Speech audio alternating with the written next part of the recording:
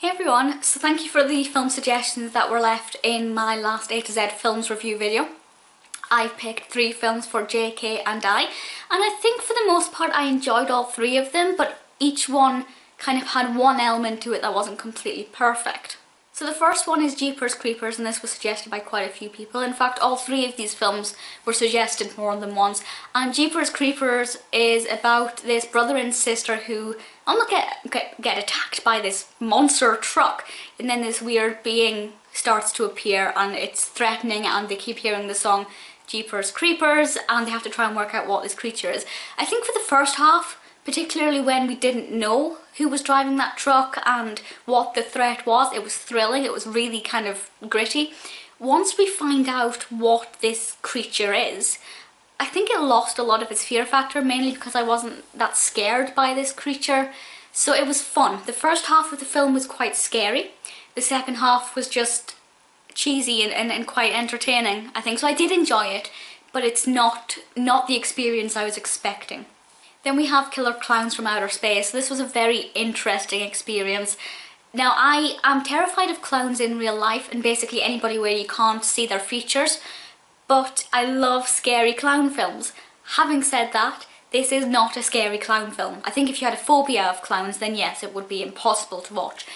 But it wasn't really scary, it was just a bit bonkers and a lot of fun, and it's about this kind of meteorite that lands on Earth, and it turns out to be a spaceship containing these weird clown creatures with really horrible nasty teeth, and they steal people and wrap them up in this pink cotton candy, which looked like a lot of fun.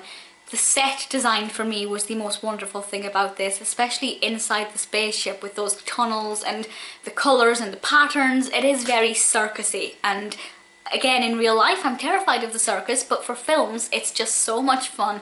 The last one actually made me cry, not because it was upsetting, but because I was so disappointed at the ending. This is The Lovely Bones. Now, I read The Lovely Bones when I was 16, so we're talking maybe 2008, and I loved it.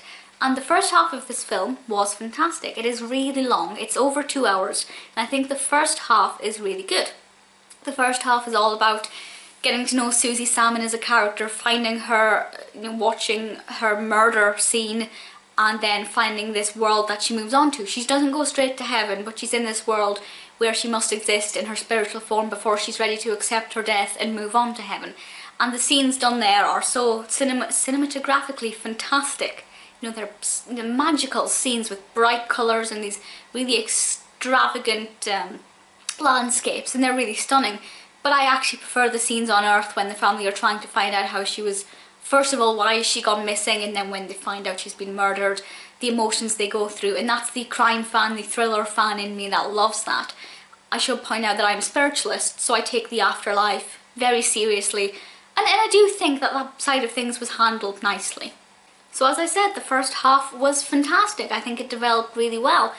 But then the second half just kind of dragged out. Obviously there's this huge dramatic irony because as an audience, we know who murdered her, but her family don't. And every time her family get a little sniff of who they think it might be, there's like another 20 minutes or so where basically nothing happens.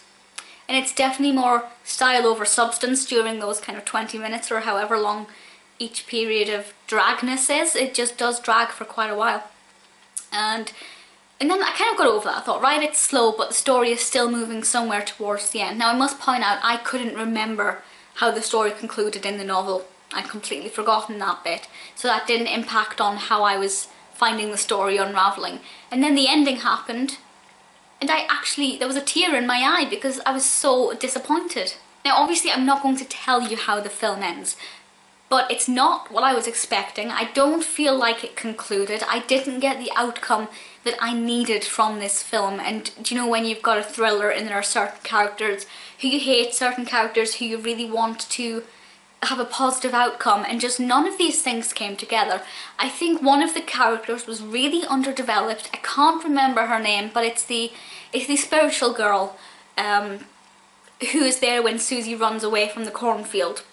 I think there could have been a lot more done with her. As I said, can't really remember the book that well, so I don't know if she's more evolved in the book, but in the film they certainly could have done a lot more with her. So as a concept, The Lovely Bones is great. I do remember enjoying the book when I was a teenager, But the film itself, after the first hour or so, it just completely went continuously downhill until that end, and I just thought somebody needs to remake this and kind of make it better, because I do love the story. I just don't think the second half was done well. Having said that, I'm still very glad that I've finally seen The Lovely Bones, and I would recommend it. I just think if you have exceptionally high hopes, maybe bring them down a little bit. Jeepers Creepers was a lot of fun, and the Killer Clowns from Outer Space was just bonkers and beautifully colourful. If you've seen any of these films, let me know what you think, and if you have any suggestions for M, N and O, let me know what I should be watching, and I'll speak to you all soon. Bye!